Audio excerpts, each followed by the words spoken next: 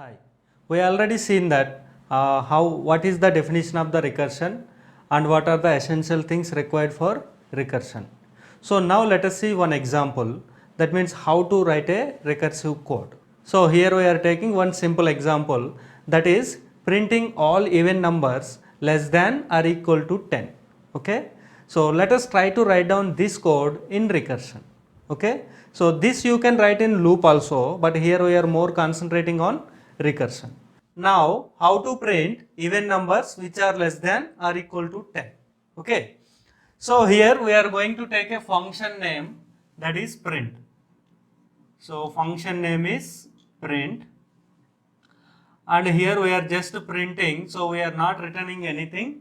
So print. So then here we are going to take a one parameter, that is n. Okay. So we have to print first 10 numbers. So in the main function somewhere, for example, if you take main function, so in the main function you are going to call this print function with some initial value from where you want to print even numbers, right? So for example, we are calling this print function with the initial value 0. Okay. So all even numbers which are less than 10 you have to print from 0. Okay, the range is 0 to 10. Now here n is initially 0. So n is initially 0. So this 0 is less than 10 and it is even number. So we have to print. So here first we are going to print that n. So that is printf %d. Then that current n value we are going to print. That means in the output we are going to have a 0 first. Then what we have to do? Next even number you have to print. That means for printing this even number 0, we called this print function. Now to print next even number also we are calling same function, right?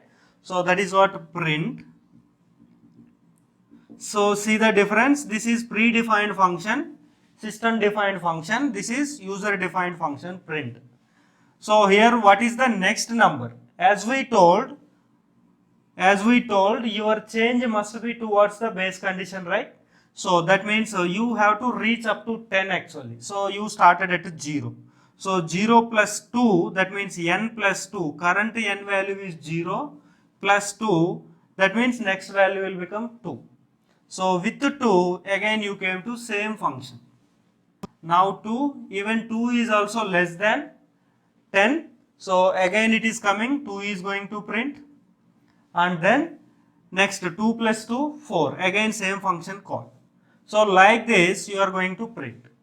When you have to stop actually, when you have to stop this one, whenever this value, that means whenever this n value exceeds the 10, whenever n value greater than 10, you have to stop this recursive call.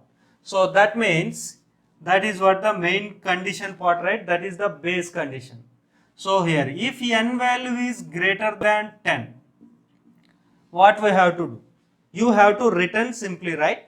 So if n value is greater than 10, we are going to simply return. Otherwise you are coming to the else part. Okay. So in this way we are going to print now. Whenever n value is greater than 10, you no need to do anything, simply return. Otherwise print that current n value and then call same print function with the next even number. So here assume that we are always passing even number which is less than 10. Okay. So in this way we can develop the recursive code for printing all even numbers which are less than n. Okay. Now same code we can further reduce also. Now in terms of number of lines we can reduce further. Okay. So let us see that part. So now here void print same parameter n. Okay. So here whenever n value is greater than 10, you are going to return simply. Now when you are coming to this part actually, whenever n value is less than or equal to 10, you are going to execute this. So only we are considering that part here. If n less than or equal to 10, Then we are going to print that current n value, that is percentage d, n current n value we printed. Then we are calling same print function recursive call with next even number. Next even number, current even number is n, next even number is n plus 2. You are going to have a next even number. So in this way also you can write. Both outputs are same, but number of lines wise difference is there. Okay. So here this is the base condition. So here whenever this condition is false, so this statement we are executing even here also. Whenever n is greater than 10, that means condition is false. Condition is false means it is not going inside of this if statement. Then it is directly coming here, then going back, simply returning. So even here also same thing is happening. Okay. So that is why both codes are giving same output actually. So here this is the base condition. And here if you observe in the both the cases, this is going to change the actual parameter which is involved in the base condition. N is involved in the base condition, so that n is changing. So you are started at 0 and your base condition is what? 10. And so from 0 it is moving towards this base condition. How? Initially 0, then next 2, 4, 6, 8. In this way it is moving towards the base condition. So that is what you have to take care whenever you are writing the recursive function or recursive code actually. Okay. So base condition you have to take care, and whatever parameter involved in the base condition, that parameter must change for every recursive call. That too, that change must be towards this base condition. Okay.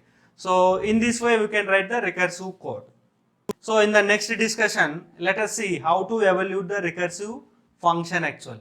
Whenever you give input, what is the output?